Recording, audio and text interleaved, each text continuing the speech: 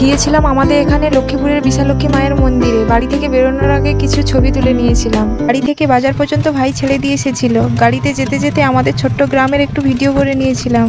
তখন ধান কাটা চলছিল, বুঝতেই পারছো, বেশ কিছুদিন আগের ভিডিওটা ছাড়বো কিনা ভাবছিলাম। পুরো ভিডিওটা দেখো, আমরা খুব মজা করেছি। বলতে বলতে বাজারেও চলে এলাম, আর ভাই বাজার থেকে মিষ্টি কিনে দিল মন্দিরে দেওয়ার জন্য। আর ওখান থেকে ভাই চলে এলো বাড়িতে, আর আমি অন্য গাড়িতে করে যাচ্ছিলাম। যেতে যেতে আবার সুপর্ণাদের সঙ্গে একই গাড়িতে গেলাম।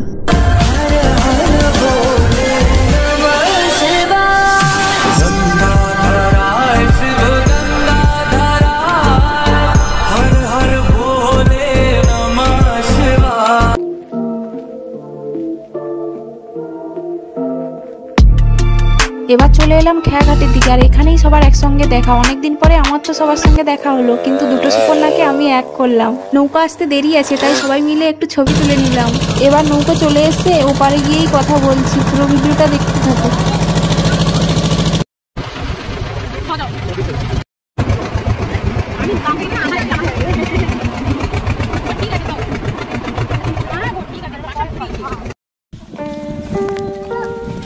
ওই যে দেখা যায় পুকুরের ওপারে মায়ের মন্দির। এতদিন পরে সবাই একসঙ্গে এসে সবার মুখের হাসিটা দেখেছো তো? আসলে সবাই একসঙ্গে হলে যা হয় আর কি। তারপর সবাই এক জায়গায় জুতো খুলে ওই পুকুরটাতে হাত পা ধুয়ে চলে এলাম ডালা কিনতে।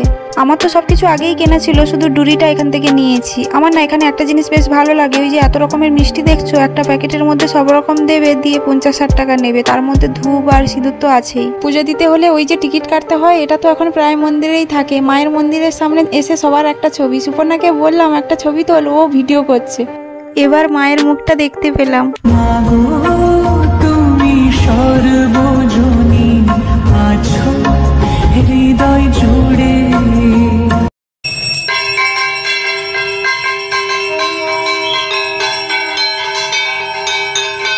অন্যরা পুজো দেওয়ার পর আমরাও পুজো দিলাম। কিছু ছবি তুলে বেরিয়ে এসে পাশেই মা কালীর মন্দির ছিল, ওখানে যাচ্ছিলাম সবাই মিলে।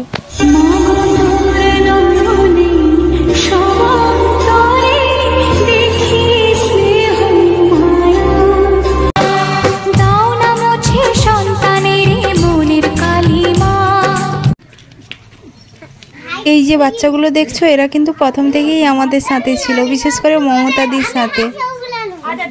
অচেনা কিন্তু কিছু মুহূর্তের জন্য কতটা আপন হয়ে গেছে। দেখো কিভাবে আড়ি করছে, যেন কতদিনের চেনা। বাচ্চাগুলো ওখানকার স্কুলের পরীক্ষা আরম্ভ হবে, তাই জন্য মায়ের কাছে প্রণাম করতে এসেছিল। ওদের কাণ্ডগুলো পুরোটা দেখো, তোমাদেরও মন ভালো হয়ে যাবে। এইটুকু জিনিসেও কতটা খুশি হয়ে গেছে সবাই। দিছে দাও। ওটা কি? এটা ক্যাডবেরি। কে কি নেবে তাই নিয়েই সব বকর বকর করছিল, আর মমতা দিয়ে এদের সব আবদার মেটাচ্ছে।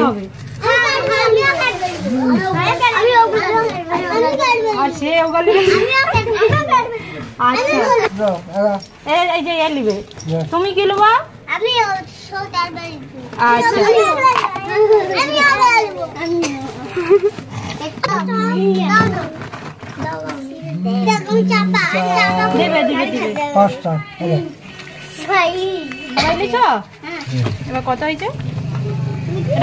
শেষ পর্যন্ত চকলেট আর একটা করে পেন দেওয়ার পর ওদের খুশিটা দেখার মতো সেই ছিল। হ্যাঁ, এদিকে সুপর্ণার কাণ্ড দেখো। আসলে সবাই মিলে সিদ্ধান্ত হয়েছিল হালকা কিছু টিফিন খাওয়া হবে, কিন্তু দুপুর হয়ে গেছে, তার জন্য ওই চিপস আর বিস্কুট খেয়ে বাড়ি চলে এসেছিল। তারপর নৌকো তো চলে এসেছিল, আর রোদ তো প্রচন্ড হয়েছিল, তার জন্য সবকটা নেতিয়ে নৌকোর ভিতরে ঢুকে পড়েছি। নৌকোর মধ্যেও সবাই খেতে খেতে গল্প করছিলাম। আসলে এবার তো যে যার ঠিকানায় যাওয়ার পালা। নৌকো এবার ঘাটে লাগলো বলে এই যে নদীর সাইডের গাছের জঙ্গলের মধ্যে দিয়ে যে সরু রাস্তাটা না, একটু ভয় লাগলেও বেশ ভালো লাগে। কিন্তু কি সুন্দর সবাই লাইন দিয়ে পারাপার করছে দেখো। তারপর নদীর বাঁধে উঠেই একই ভ্যানে সবাই মিলে উঠে পড়লাম। দুজন কিন্তু নেমে গেছে, আগেই বললাম, কিছুদিন আগের ভিডিও। ভ্যানে যেতে যেতে আমাদের এখানকার পরিবেশ তোমাদের সঙ্গে একটু শেয়ার করলাম, আশা করি ভালো লাগবে। আগেই ভাইকে ফোন করে দিয়েছিলাম, তাই বাজার থেকে ভাইয়ের সঙ্গে গাড়িতে করে বাড়ি চলে এলাম। বাড়িতে এসে দেখি সবাই আমার অপেক্ষায়। যেহেতু ভাইয়ের নামে পুজো দিয়েছিলাম, তাই ওর মাথাতে আগে প্রসাদ ঠেকিয়ে আর সবাই প্রসাদ খেয়ে নিলাম, তারপর ভাত খেলাম। এখান থেকেই আগের ভিডিওটা ছিল। আর এই যে তোমাদের সঙ্গে এখন ভিডিওটা শেয়ার করছি না, এই এক সপ্তাহের মধ্যে একটা কাকুদেরও ক্ষীরভোগ নিয়ে গেছিল, তাই মনে হলো ওই ভিডিওটা শেয়ার করা যাক। ফল মিষ্টির সাথে সাথে মায়ের কাছে অন্নভোগও দেওয়া হয়, মানে মাছ ভাতেও ভোগ দেওয়া হয়। আমাদেরও দেওয়া হয়েছিল, আর অনেক দূর দূর থেকেও এখানে আসে।